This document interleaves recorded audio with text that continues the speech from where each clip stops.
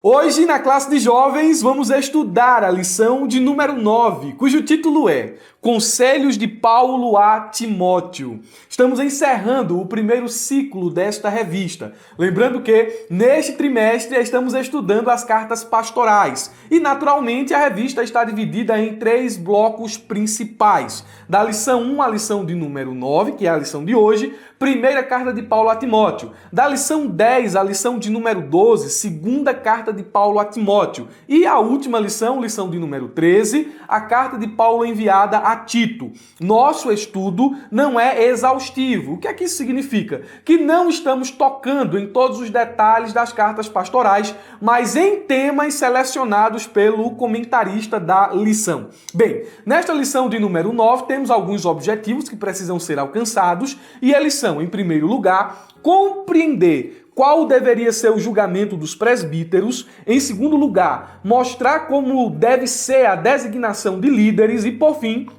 explicar porque Paulo aconselha Timóteo a usar um pouco de vinho na água. Quero chamar a sua atenção a título de recapitulação que neste capítulo 5 da primeira carta de Paulo a Timóteo há uma série de conselhos, uma série de instruções. Vimos na aula passada que Paulo orientou Timóteo quanto ao seu tratamento com as pessoas idosas, seja os homens ou seja as mulheres de maior idade. Aos homens, Timóteo deveria tratar como pai, as mulheres como mães. Aos jovens, Paulo orientou o seguinte: trate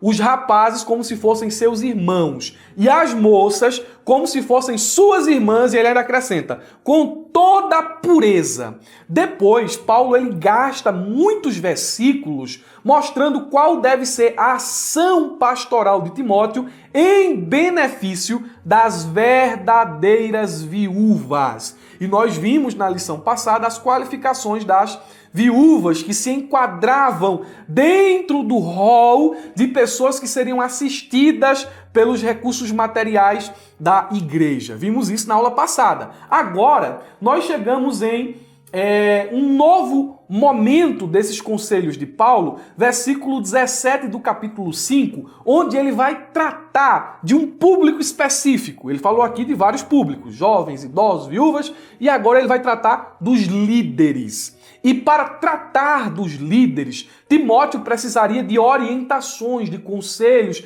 e de ter uma certa habilidade no lidar com a classe de oficiais da igreja. E por essa razão, nós veremos aqui os conselhos de Paulo ao jovem pastor para que ele tivesse êxito na administração e na liderança de todos os públicos da igreja. A igreja é um povo misto, tem gente de todo jeito, né? Há pessoas de várias idades, há pessoas de várias classes distintas que estão vivendo várias situações circunstanciais da vida e também as pessoas de responsabilidade. Então, Timóteo deve saber lidar com os presbíteros da igreja. O texto principal diz o seguinte: conjuro-te diante de Deus e do Senhor Jesus Cristo e dos anjos eleitos, que sem prevenção guardes estas coisas, nada fazendo por parcialidade. 1 Timóteo, capítulo 5, versículo 21. Lendo apenas o versículo 21, a gente fica um pouco confuso. Conjuro-te, prevenção, o que é que Paulo está falando aqui? Mas, fazendo uma comparação de traduções, o texto fica mais claro. Versão NVI, eu o exorto solenemente. Paulo está exortando Timóteo, conjuro-te, né? Veja como fica mais bem entendido aqui na versão NVI. Eu o exorto solenemente, diante de Deus, de Cristo Jesus e dos anjos eleitos. Então, a exortação a qual Timóteo deveria dar máxima atenção, que Paulo está prestes a dar, né? Ele chama Deus como testemunha, Cristo como testemunha, os anjos eleitos como testemunha. Aí ele diz a Timóteo, aqui procure observar essas instruções sem parcialidade e não faça nada por favoritismo. Qual é a expressão-chave para entender o texto principal? A expressão-chave é essas instruções. Que instruções? Aquilo que está revelado no versículo de número 19 e 20, que diz assim: Não aceites acusação contra presbítero, senão com 2 ou 3 testemunhas. Aos que pecarem, repreenda-os na presença de todos, para que também os outros tenham temor. O contexto da passagem, do texto principal, é disciplina eclesiástica. Timóteo deveria administrar a disciplina na igreja. Meu filho, onde você é pastor, onde você foi colocado por mim, designado por mim, você vai ter que trabalhar essa questão da disciplina eclesiástica. É uma doutrina bíblica. A disciplina eclesiástica, ela se divide em 2 partes falando biblicamente. A disciplina que é direcionada aos membros e a disciplina que é direcionada à liderança. Com respeito aos membros, nós temos aí alguns textos que tratam desse assunto. Mateus capítulo 18, versículo 5 ao 18, Romanos 16, depois do 17 e 18, 1 Coríntios capítulo 5, 2 Coríntios capítulo 2, versículo 6 ao 11, Gálatas capítulo 6, versículo 1 ao 3. Esse texto aqui é muito fundamental para a doutrina da disciplina eclesiástica. 2 Tessalonicenses capítulo 3, versículo 6 ao 16, 2 Timóteo capítulo 2, versículo 23 ao 26, Tito capítulo 3, versículo 10 e 2 de João, versículo 9 ao 11.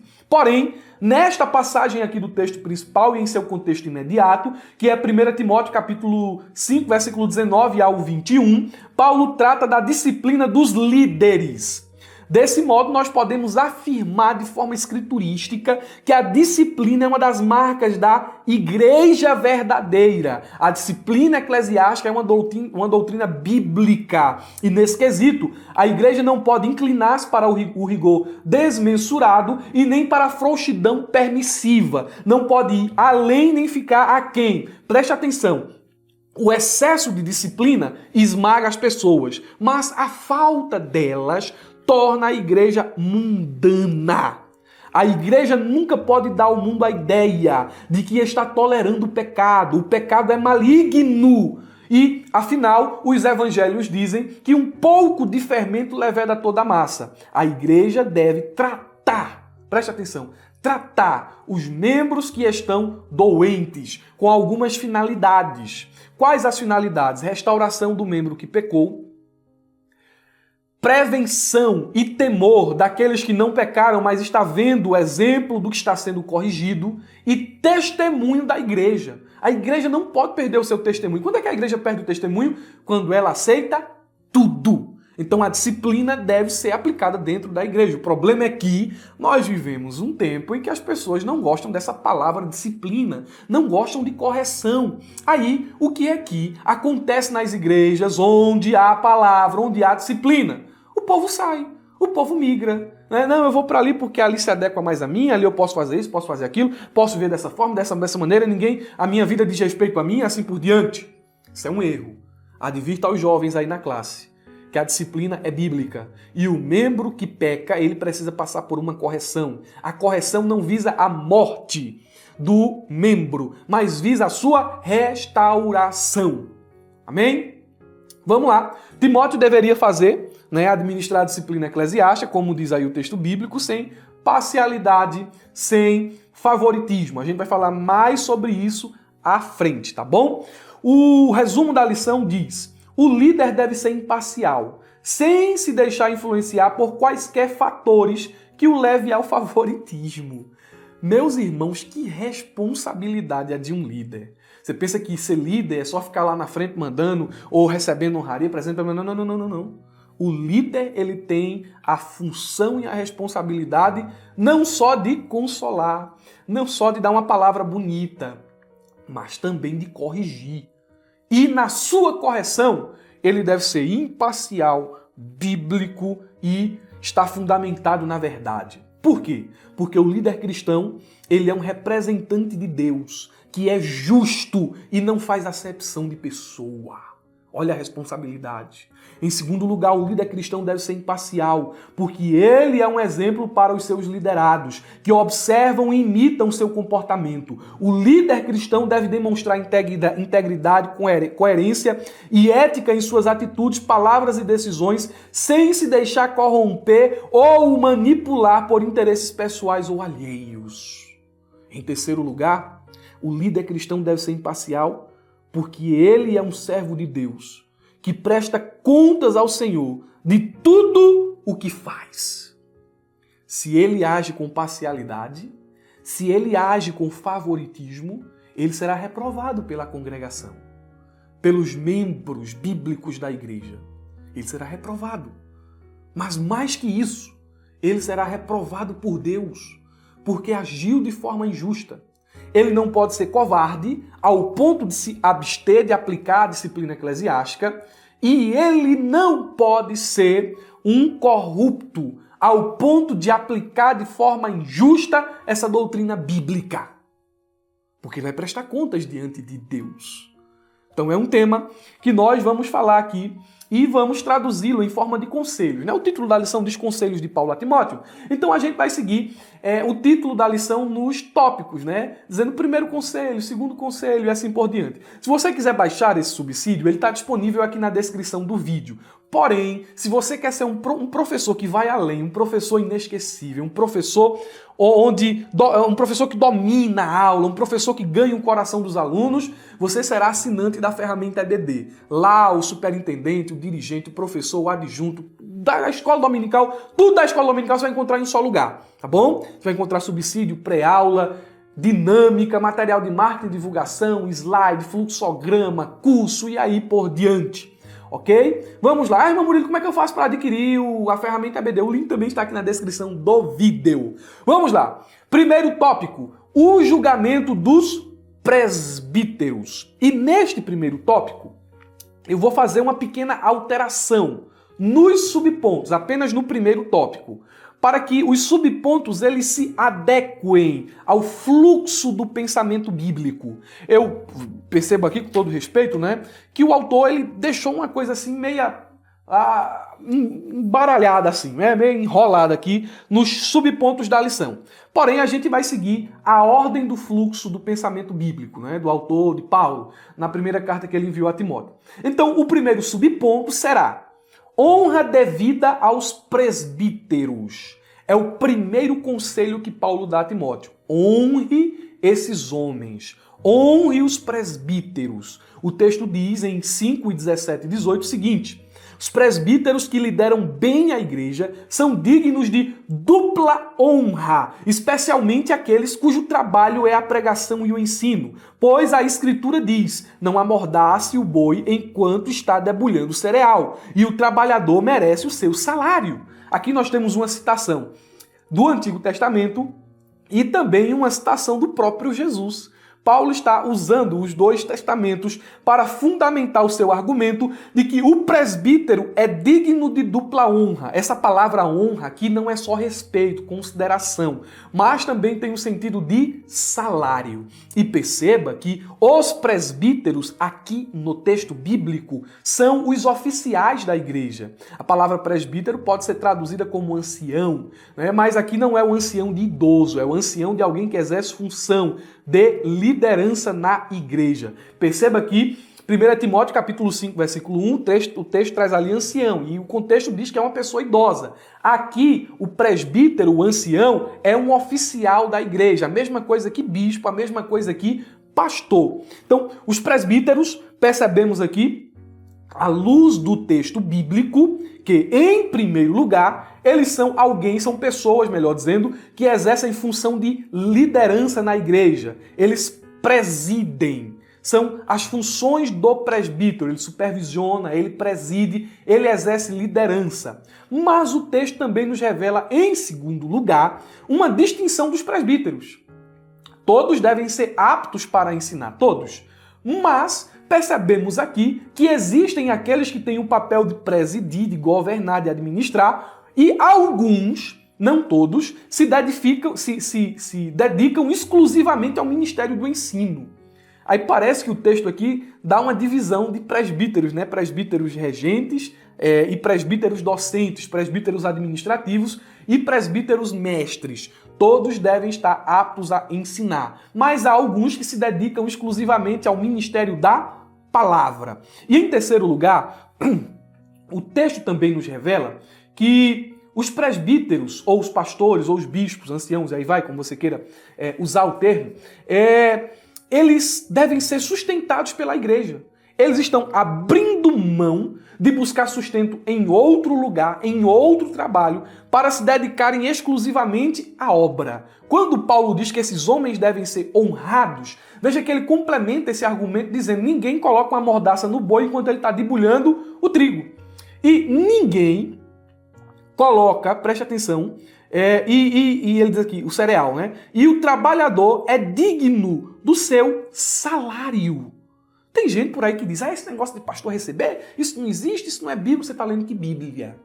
Porque esse pessoal que diz que pastor recebe salário da igreja, que pastor é esse, pastor... Você está lendo que Bíblia? Especialmente o pessoal diz aí que não, aqui não existe pastor. Então você vai rasgar Jeremias de sua Bíblia, quando o texto diz lá: e vos darei pastores conforme o meu coração. Você vai tirar Ezequiel de sua Bíblia. Você vai tirar 1 Timóteo, Efésios de sua Bíblia, 1 Timóteo de sua Bíblia. Os pastores que se dedicam integralmente à igreja, eles devem ser pessoas exclusivas da igreja. A igreja deve sustentar esses homens. Tem gente que pensa que o trabalho pastoral, quando é exercido de forma bíblica, é uma coisa fácil.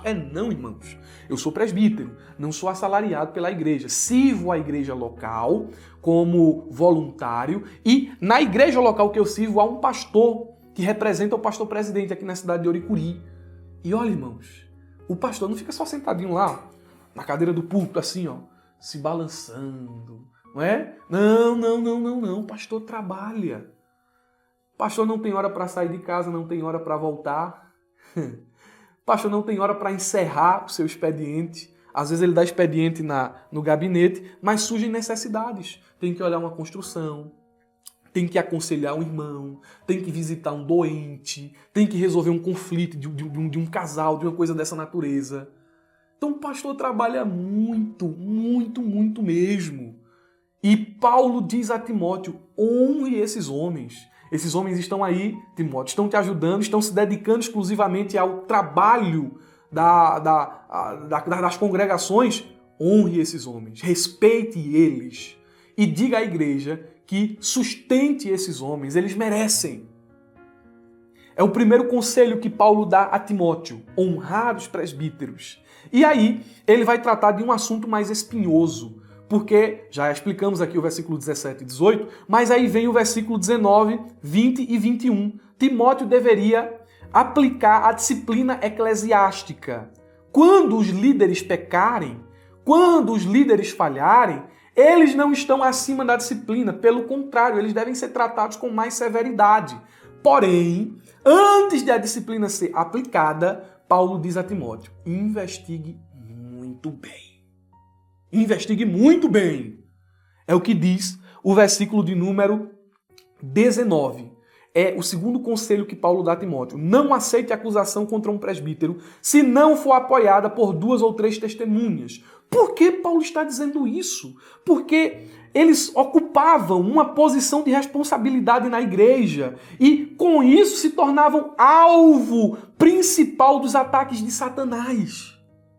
Eles eram alvos do maligno. Eles eram a linha de frente. Satanás sabe que se ele derrubar o líder, o rebanho se espalha, o rebanho fica desprotegido. Aí era muito fácil levantar uma calúnia, uma mentira, uma inverdade a respeito de um presbítero. Aí, por essa razão, Paulo orienta Timóteo dizendo o seguinte: investigue bem, apure os fatos. Não dê ouvido a toda a história que lhe contam, Timóteo. Olha, irmãos, o assunto é sério. Se já é errado formarmos opinião a respeito de uma pessoa mediante o que ouvimos de terceiros ou mediante primeiras impressões, imagine disciplinar um oficial da igreja baseado em uma história inverídica. Imagina só isso.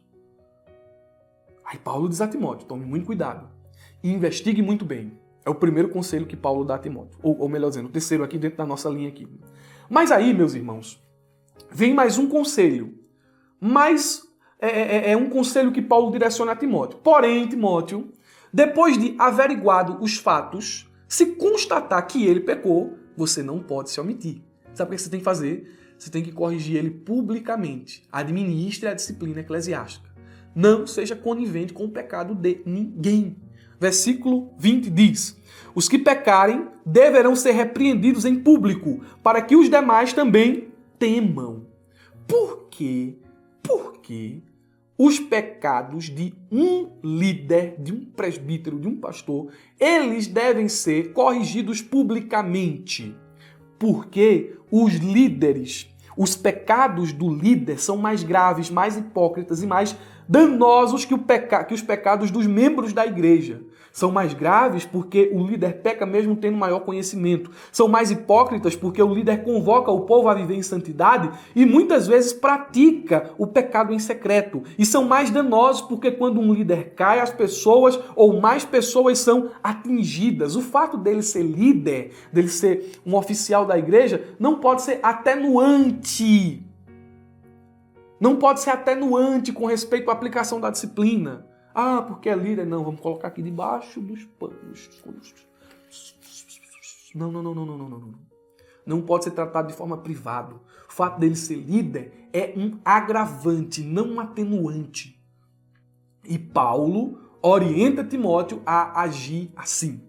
Timóteo, haja pela verdade. Chegou a comprovação dos fatos, foi provado, pronto. Aplique a disciplina. Não aceite pecado no meio da congregação, porque daí a pouco você vai adoecer e os membros também. Aí, meus irmãos, nós encontramos aí, eu acho que me perdi aqui na contagem dos conselhos, mas vou dizer que é o quarto. A disciplina deve ser aplicada sem favoritismo ou parcialidade. É onde vem o texto que nós lemos lá no texto principal. Eu exorto solenemente diante de Deus, de Cristo Jesus e dos anjos eleitos, a que procure observar essas instruções sem parcialidade e não faça nada por favoritismo. Timóteo, eu sei, Timóteo, que é espinhoso o assunto e que às vezes é um amigo teu, é alguém que te ajudou muito, às vezes é uma pessoa querida tua e eu sei que tu vai ser tentado a tratar com brandura o pecado. Não faça isso. Não haja por favoritismo. E quando ele diz aqui com parcialidade, né, às vezes acontece o seguinte, mas fulano de tal é rico, não pode tocar não, mas a família de fulano de tal, é família bem abastada, não pode mexer, não. Disciplina eclesiástica deve ser tratada de forma bíblica, segundo a verdade. Não importa se é preto, branco, pobre, rico, não importa a condição social, o cargo, não importa. Pecado é pecado, e o pecado deve ser tratado biblicamente. Amém? Paulo dá esse conselho a Timóteo. Aí chegamos aí no tópico de número 2, designação de líderes. E a série de conselhos continua. Primeiro subponto diz, sem precipitação. Olha o texto. Dentro do texto aqui nós encontramos 3 conselhos. Dentro desse texto aqui. 5:22. Não tenha pressa para impor as mãos sobre alguém.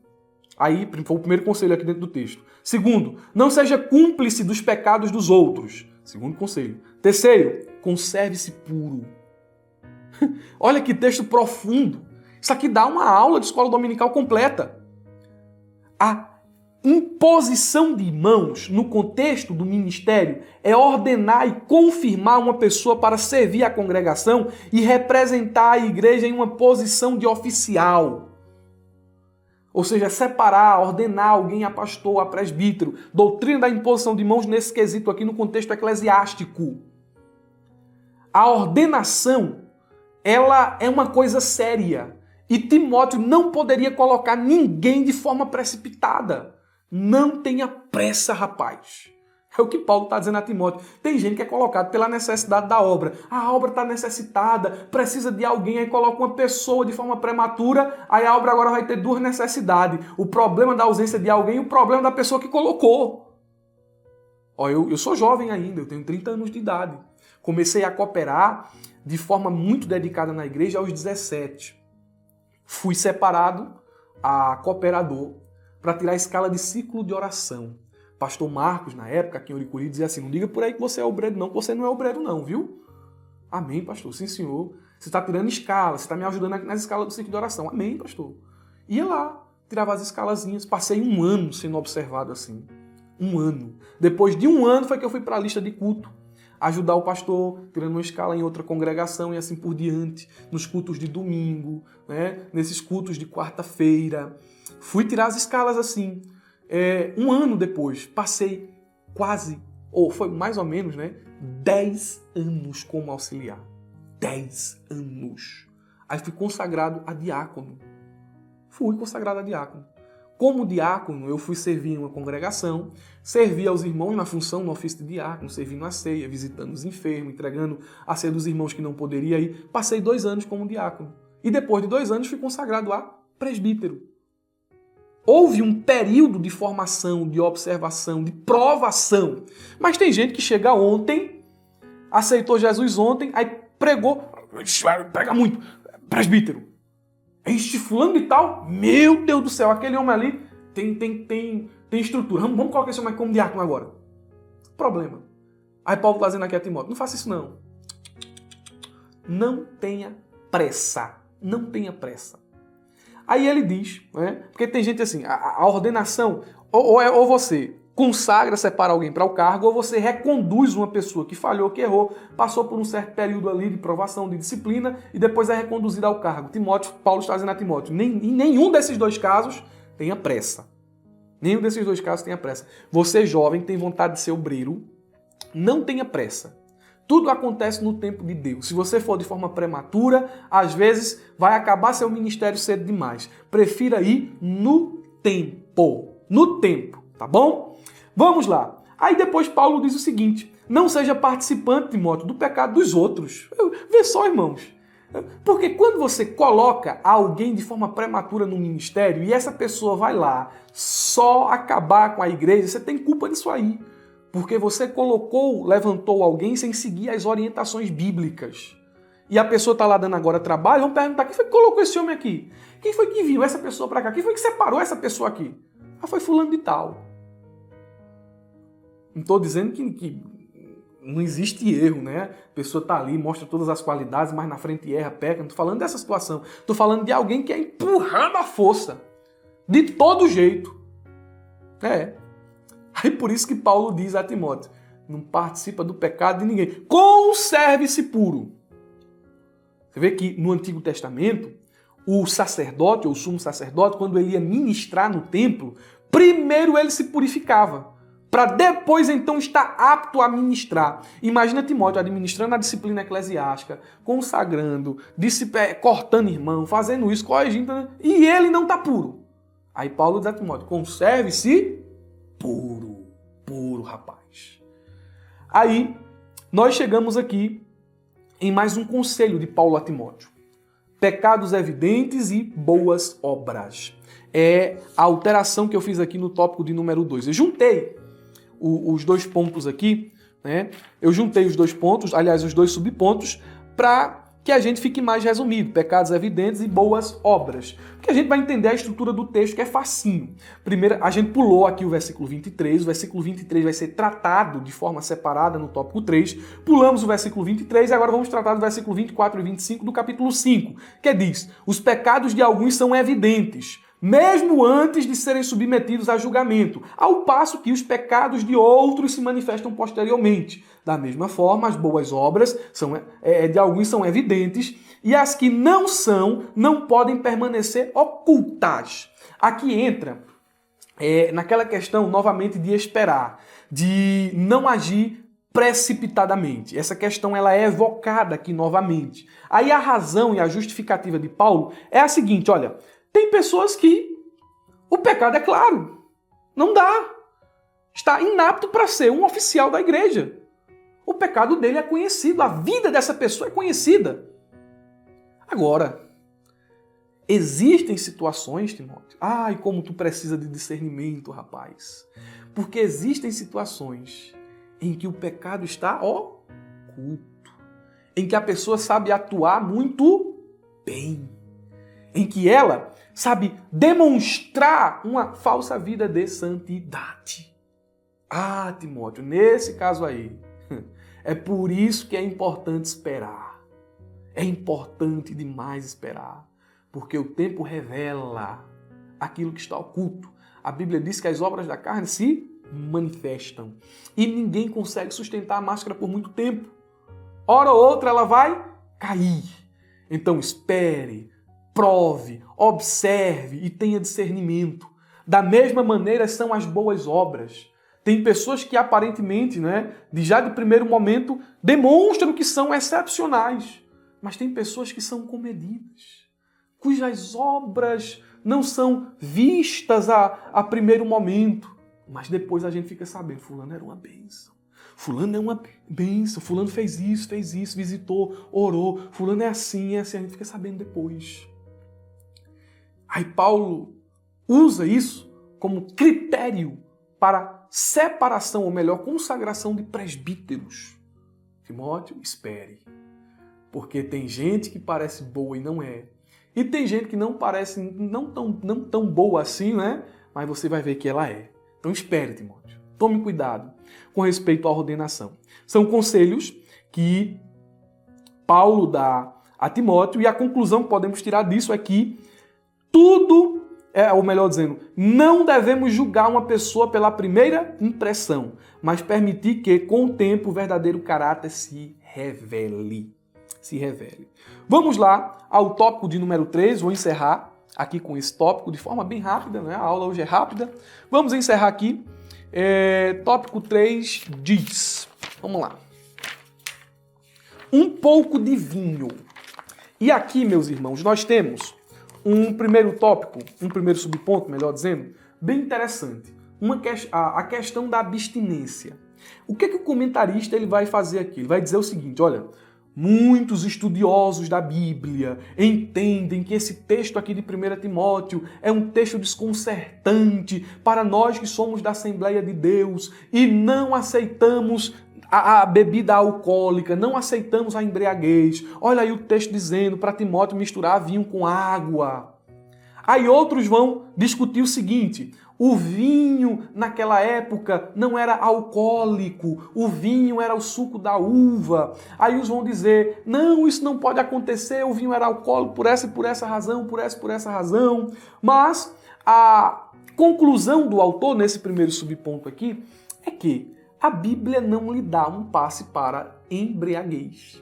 Não lhe dá um passe para embriaguez. A Assembleia de Deus é bíblica. É bíblica. Quando aconselha e orienta os seus membros a não se envolverem. Escute, a não se envolverem com qualquer bebida inebriante. É bíblica. Aqui nesse texto, versículo 23, deixa-me ler ele aqui. Eu não deixei notado aqui, mas vou ler aqui na minha Bíblia. Diz assim, não bebas mais água só, mas usa de um pouco de vinho por causa do teu estômago e das tuas frequentes enfermidades. Como é que se resolve o pensamento aqui deste versículo? Como é que se resolve? Olha o propósito. O propósito não é beber para ficar viciado, para se embriagar. Não. O propósito é medicinal. E o comentarista da lição diz que, quando observamos o propósito, resolvemos a equação. A intenção de Paulo era cuidar de seu filho na fé que sofria de doenças frequentes e não incentivar o consumo de bebida alcoólica.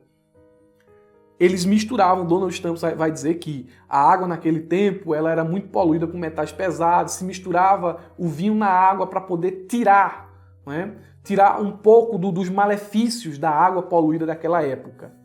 Então era um propósito medicinal. Isso fica muito claro aqui no texto. Timóteo, ele deveria misturar a água com o vinho devido às suas constantes enfermidades. Quando a gente olha para a Bíblia, percebemos que a embriaguez sempre está associada a pecados terríveis. Veja o exemplo de Ló. Por causa da bebida, Ló se deitou com suas 2 filhas. Veja o exemplo de Noé. Veja vários outros textos bíblicos. Um texto bíblico aqui, Gálatas 5, capítulo 19 ao 21, a embriaguez, a bebedice é apontada como uma obra da carne. A Bíblia alerta que o vinho e a bebida forte levam à miséria e à vergonha, e quem se entrega a eles não enriquecerá. Provérbios 21, 17. A Bíblia descreve os males do vinho como feridas, dores, olhos vermelhos, vômitos, tonturas e maldição. Provérbios 23, 29 ao 35. A Bíblia ensina que o vinho pode fazer com que o coração dos sábios se desvie e que é bom não beber vinho, nem nada que faça o irmão tropeçar. Eclesiásticos 10, 17. Romanos capítulo 14, 21. A Bíblia adverte que o vinho tira a prudência e a capacidade de julgamento, e quem bebe vinho se expõe ao perigo. Provérbios 31, versículo 4 e 5. E a gente poderia citar aqui uma lista de textos maiores sobre os males do vinho.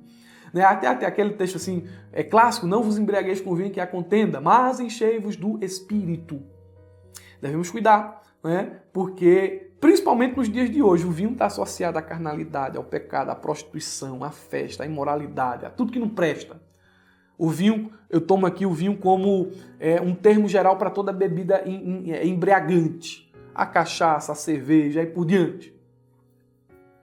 Mas vamos lá. O último subponto diz assim: as enfermidades de Timóteo. E aqui, meus irmãos, eu quero encerrar a aula. As enfermidades de Timóteo. É como se Paulo estivesse dando um último conselho a Timóteo e dizendo a ele o seguinte: filho, você está cuidando da igreja, mas não se esqueça de cuidar de você também. Porque se você não cuida do seu corpo físico, você vai encerrar seu ministério cedo. Acho que é Robert McCheyne, um dos maiores missionários do mundo, uma pessoa extremamente bíblica, uma pessoa avivada, morreu cedo, porque não cuidou do corpo. Aí ele disse o seguinte: Deus me deu uma mensagem e me deu um cavalo. Cavalo, ele falava do corpo. Eu matei o cavalo, não posso mais levar a mensagem. Cuide da sua saúde. E preste atenção, quando eu digo cuidar da saúde, eu não mando ir para a academia, tomar bombinha, fazer isso. Não. Você precisa dormir bem, você precisa se alimentar bem, e você precisa fazer umas caminhadazinhas de vez em quando. Uma caminhadazinha, um exercíciozinho, pode até ser em casa. Irmão Murilo, você é contra a academia? Que legalista, que moralista. Não, eu sou contra a academia nem exercício físico. Sou contra o ambiente. Porque as academias hoje se tornaram uma vitrine para exposição de sensualidade. Um ponto de encontro. Um local social onde você vai para ver ali as pessoas, escolher ali as pessoas. O ambiente não é para crente. Não é uma condenação do exercício, mas sim do ambiente. E você pode ir para a academia. Se você continuar bebendo coca, comendo fritura, McDonald's, você pode fazer a academia que for. Você vai adoecer do mesmo jeito. Então, dormir bem, se alimentar bem e fazer um exercício pelo menos 3 vezes na semana. Faça uma caminhada, pratique uma corrida, uma coisa dessa natureza. Se tiver um local reservado, vá lá, faça. Se for uma coisa reservada, seja você, que não vai abrir porta para pecar, você precisa se exercitar. Agora, tome cuidado, para quando você estiver cuidando do seu corpo físico, você deixar o cuidado com o corpo, com a sua vida espiritual. Então, você precisa ter equilíbrio. Paulo está dizendo a Timóteo assim: meu filho, cuida de ti mesmo e da doutrina, ou seja, cuida daquilo que é espiritual, alimenta a tua alma, mas também toma cuidado com a tua saúde. Por fim, meus irmãos, a conclusão, queremos dizer que, tomando emprestado as palavras de John Stott, os líderes cristãos precisam ter em seus relacionamentos 5 virtudes. Ou melhor, na execução de suas funções, eles precisam ter 5 virtudes. Apreciação, que é reconhecer todo bom desempenho. Justiça, não dar ouvidos a acusações sem fundamento. Imparcialidade, evitar todo favoritismo. Cautela, não tomar decisões precipitadas. Discernimento, ver além do que é aparente e enxergar o coração. Sempre que esses princípios forem observados, erros serão evitados, a igreja será preservada em paz e em amor, e o nome de Deus estará protegido da desonra. Além de todas essas virtudes, o líder não deve esquecer-se do cuidado com a sua saúde física. Não pode esquecer-se do cuidado com a sua saúde física. Amém?